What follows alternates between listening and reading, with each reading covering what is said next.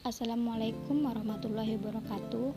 Perkenalkan, nama saya Dian Oktarina, kelas 4A, Prodi Bimbingan Konseling Pendidikan Islam, dengan NIM 1915019, Institut Agama Islam Negeri Syekh Abdurrahman Siddiq, Bangka Belitung. Dalam video ini, saya akan menjelaskan tentang statistik inferensial dengan mata kuliah Statistik Pendidikan yang diampu oleh Ibu Nurul Faki Isroi, MPD. Statistik inferensial yaitu statistik induktif, merupakan statistik yang menyediakan aturan-aturan atau cara yang dapat dipergunakan sebagai alat dalam rangka mencoba menarik kesimpulan dari sekumpulan data yang telah diolah. Statistik inferensial meliputi dua bagian, yaitu statistik parametrik dan non-parametrik. Hipotesis berasal dari bahasa Yunani, hupo dan tesis.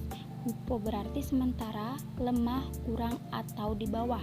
Tesis berarti pernyataan atau teori. Hipotesis merupakan suatu pernyataan sementara yang masih lemah kebenarannya dan perlu dibuktikan atau diuji kebenarannya.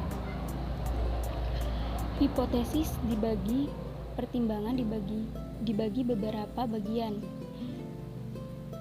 yaitu yang pertama, mengekspresikan satu fenomena atau satu variabel dan atau hubungan atau pengaruh antara dua variabel atau lebih.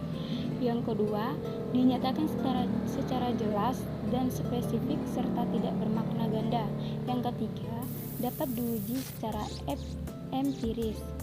Kemudian, hipotesis dibagi menjadi beberapa bagian. Yang pertama, hipotesis operasional atau HO menyatakan ketidakbenaran dari suatu fenomena atau menyatakan tidak ada hubungan antara dua var atau lebih. Misal, tidak ada hubungan antara motivasi belajar dengan hasil belajar. Kemudian, yang kedua, hipotesis kerja alternatif atau HA. Anggap dasar penelitian tersebut suatu masalah yang sedang dikaji. Misal, ada hubungan antara motivasi belajar dengan hasil belajar. Kemudian, hipotesis statistik dirumuskan dalam bentuk notasi statistik yang didasarkan pada pengamatan penelitian terhadap populasi dalam bentuk angka. Jenis hipotesis dibagi menjadi beberapa bagian, yaitu hipotesis deskriptif untuk menggambarkan fenomena atau untuk menjawab permasalahan taksiran, misal motivasi belajar siswa sangat tinggi. Yang kedua, hipotesis komparatif untuk permasalahan yang bersifat membedakan atau membandingkan. Misal, ada perbedaan kemampuan bahasa asing antara lulusan SMA swasta dengan lulusan SMA negeri.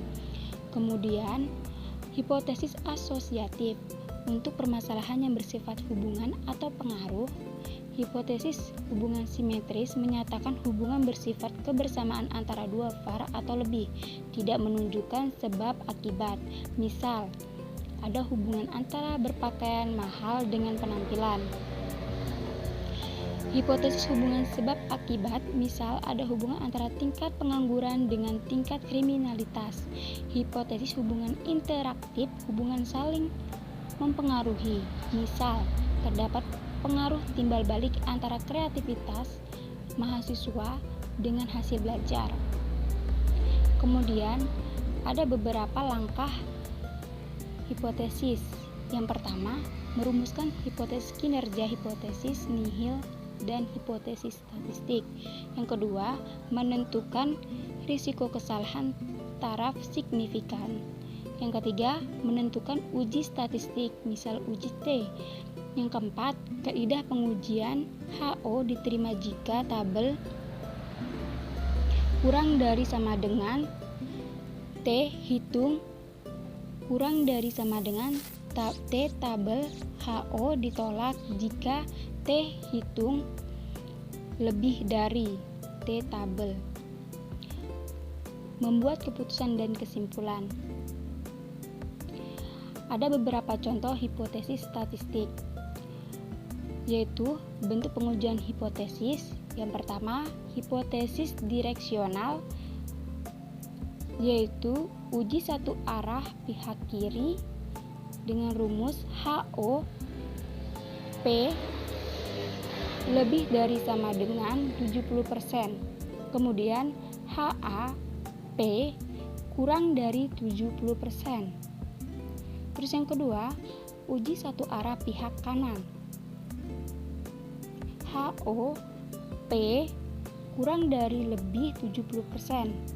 HA P lebih dari 70%. Kemudian